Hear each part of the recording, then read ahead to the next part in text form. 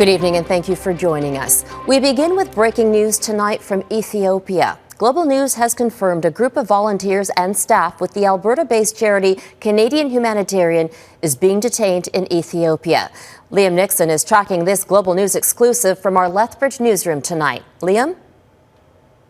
Yes, Robin, Global Affairs is aware and has consular officials on the ground now working to ensure the well-being of the 13 detainees. Now, originally there were 18 Canadians being held, but Global News has confirmed that 5 were released on Friday. Canadian Humanitarian spokesperson Justin Steed says there are now those 13 detainees, 3 staff members and 10 volunteers, and they're being held at a police station in the city of Gondar, 600 kilometers north of the capital Addis Ababa. 2 Ethiopian staff are also currently being held. Steed says the group is being investigated on allegations they were accused of practicing medicine without permission and had dispensed expired medication. Now, in a statement issued to Global News, Steed says, in part, just like all of our trips, our team and organization followed all necessary steps and protocols to ensure our group had all permits needed to provide medical support and care while in Ethiopia. While we cannot comment on the specifics of the expiry of the medication, we can say with confidence that all medicine and care offered by our team was safe. It goes on to say, in collaboration with Global Affairs Canada and the Canadian Embassy in Ethiopia, we are working hard to resolve this as quickly as possible, ensure the fair and humanitarian treatment of our team in accordance with internationally recognized laws, and expedite their safe return to Canada. Canadian Humanitarian is a non-political organization that has sent hundreds of volunteers to Ethiopia over the last 15 years. Steed says the organization does not engage in any activity outside of their humanitarian efforts. And this is actually a long weekend in Ethiopia, so the detainees aren't expected to be back in court until at least Tuesday. Robin? Global's Liam Nixon in Lethbridge, Alberta. Let's bring in our Ottawa Bureau Chief, Mercedes Stephenson. Mercedes, what are your government sources saying about this case?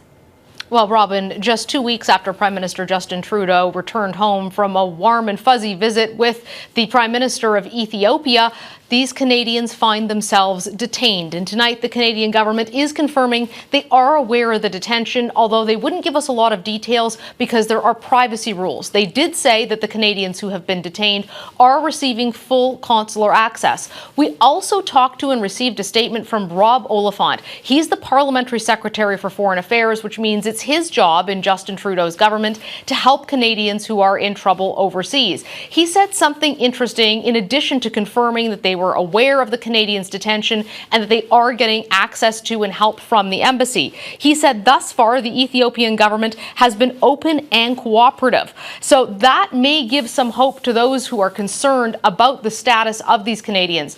We also spoke with an international affairs expert who has worked with UNICEF in the past as well as other large international organizations about the use of expired medications and whether that would be highly unusual. Here's what he had to say. I consider Ethiopia one of the more developed African nations, and I understand that it had to do with them not being properly registered, but also the factor was using expired pharmaceuticals. I can tell you that from working with UNICEF and for a short while for WHO, the World Health Organization, I have seen actually expired medication used quite widely, but in very remote areas. Now, Robin, that recent visit from Prime Minister Trudeau may be helpful in this situation. The Ethiopian and Canadian governments agreed that they wanted to do more trade together and that Canada wanted to do more to help Ethiopia. The Prime Minister of Ethiopia is Abiy Ahmed. He is seen as a progressive who has tried to move the country away from its past with human rights abuses. In fact, while it is still illegal to be gay in Ethiopia, he has been moving forward so much so that he received the Nobel Peace Prize for his efforts on international security last year. That relationship may help here. Here's what our expert had to say about where things stand between Canada and Ethiopia. Relations between Canada and Ethiopia are very good.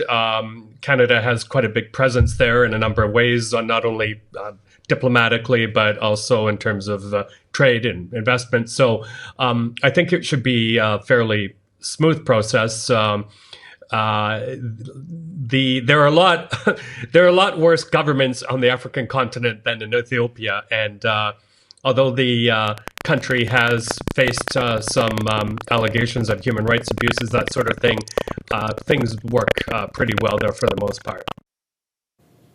So, Robin, obviously we will be staying tuned, but the Canadian government is aware of the situation, a relatively good relationship between Canada and Ethiopia, and a good relationship between the two prime ministers, which might help here if needed. Robin? Mercedes Stephenson in Ottawa.